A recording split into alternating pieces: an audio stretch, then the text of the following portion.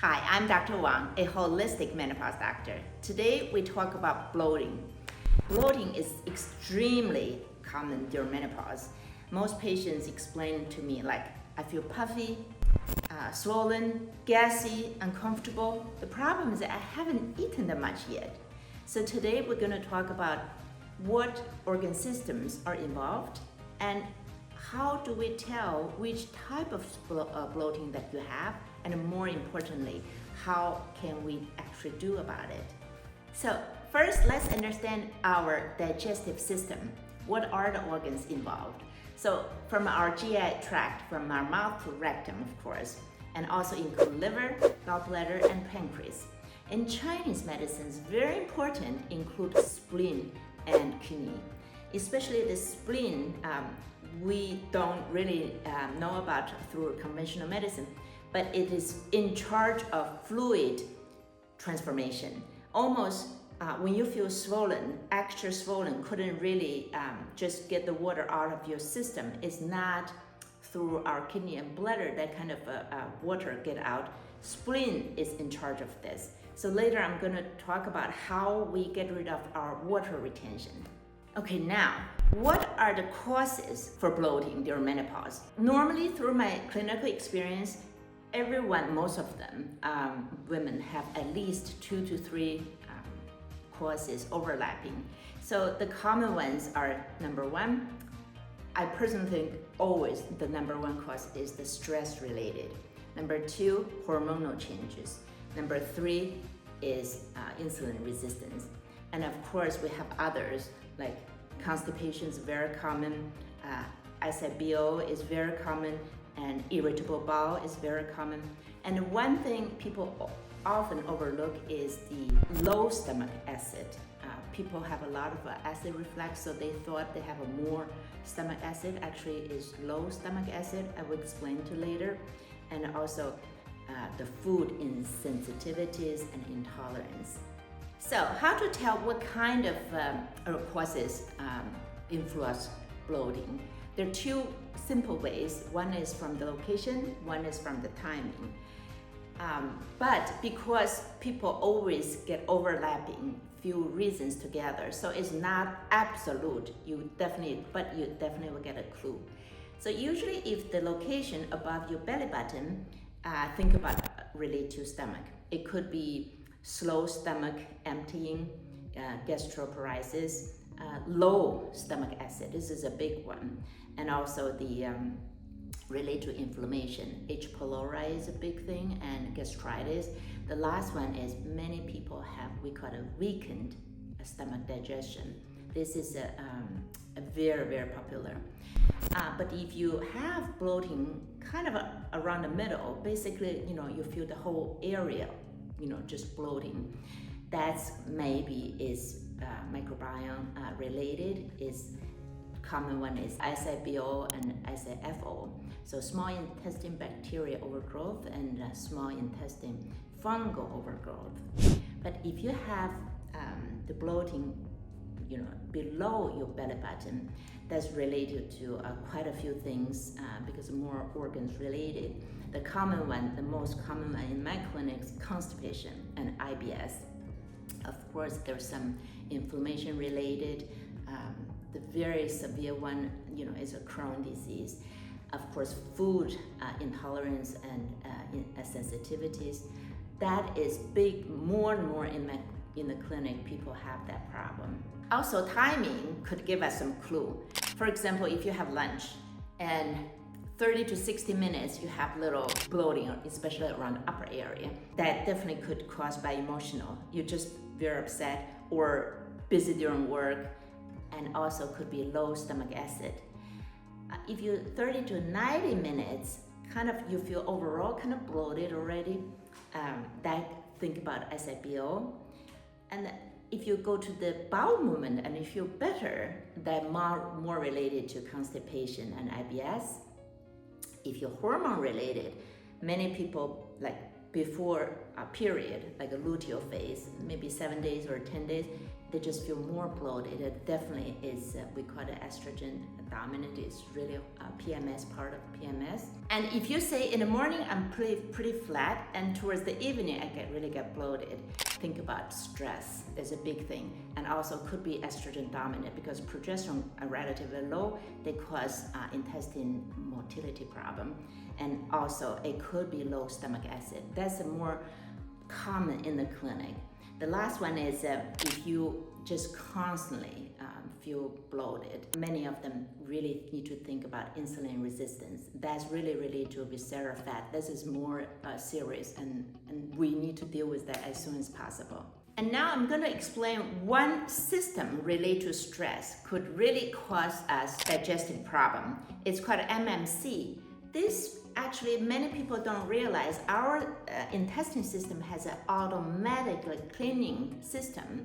So every 90 to 120 minutes, they will help us to get rid of our garbage. But it works only between meals and overnight, or when and also we have to be relaxed. So parasympathetic nerve system is kind of working. So when you're busy working and eating and working, that doesn't kick in. So that's when a lot of times when cortisol is high, stress level is high, we really miss this function. Sooner or later, we will get constantly constipation. And also, when this MMC automatic cleaning crew really don't work much, more food will, start and that will really accumulate more bacteria in our small intestine. That's one really big cause for SIBO. This is a big concern for many younger people right now. Next popular cause for bloating is low stomach acid. People say I have acid reflux, I have heartburn because I have too much stomach acid. Actually, often is low, because there is a muscle between esophagus and the stomach. It's called LES. So this muscle closed down, so the acid doesn't come up to our esophagus. Needs higher acidity in the stomach. And if you have low acid, it doesn't close properly. Often, if you have weaker digestion, lower acid, so your food stay in the stomach longer. What happens? Fermentation, and then the gas causes pressure, and then they will push the acid come up to esophagus. So instead of a higher, we often have a low. But it does happen. A lot of people not only have bloating, they have pain. If they have a lot of stomach pain, that could be inflammation related too. You might have a little bit lining problem. The last one is insulin resistance. This is the tough one. It relates to visceral fats. I'm gonna make a separate video about this topic, but we just got to know this, we call it beer belly. Sometimes has those patches. You can see the colored darker patches, and constantly kind of bloated.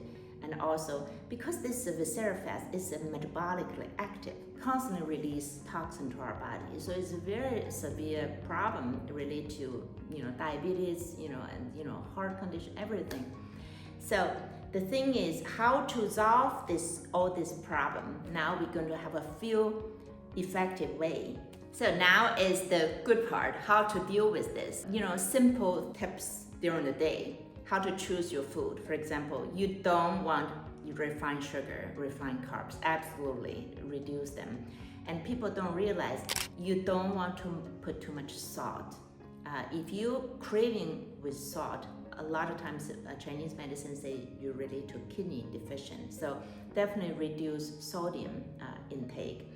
And when you eat food, try not to eat a lot of cold food. That really will, accumulate more bloating. So try to cook your food, eat warm food, and chew. When you chew more, myself don't do very well either. When you chew well, you secrete more stomach acid also, and give you less burden to digest it. After meal, very important, I just started to do this. You have to walk a little bit, move around a little bit. Don't sit down right away or even lay down, that's the worst. And make sure you do have good night sleep. This night sleep really help us to clean up the garbage out, get our system running better, repair the problem when we have during the daytime. And the last one is leave each meal between meals around 3 to 4 hours. So make sure our MMC, cleaning crews really start to clean our garbage nicely. And fix or repair stomach lining is crucial for bloating. I have a very good experience for this. Patients really got good results. My go-to is L-glutamine, slippery elm, zinc, kerosene, marshmallow roots. You can take probiotic, but be careful. You really have to know, do you have other bacterial problem slowly introduce. If you have low stomach acid, take HCl. If you want to detox your liver, NAC is a good choice. It's a precursor of glutathione. So these are the supplements and tips for bloating and some digestive problem. So now the best part of the talk, what Chinese medicine do for bloating? I tell you, it's very effective. So number one, you can take tea daily. The tea is ginger, rosebud, and the tangerine peel is matured tangerine peel. It's not just tangerine peels, you just take it. It has to be at least 1 year, so you can get from the store at Amazon. You cook these 3 herbs together, relieve stomach bloating very well, very quickly too, and it tastes good too. Number 2, there are few very effective points. Few on the hands. One is between the index and the thumb. On the top one, it's called a hegu on both sides. The second is there is a line between your hand and your wrist, and you put your 3 fingers do this way, and the next one between your 2 ligaments is called the nape one. Only these 2 points will help bloating very quickly. If you have nauseous and everything, this help even more. The third point I can point from the way we do is between your belly button and the bottom of your chest bone, right in the middle, called the zhongwan. This is very good for nausea, indigestion, and bloating. So these 3 points are excellent. You can do it just during the daytime when you have the problem. At nighttime, I do think you should soak your feet. There are many points there, so you don't need to touch them individually, but soak your feet will solve the problem. And the last is my secret weapon.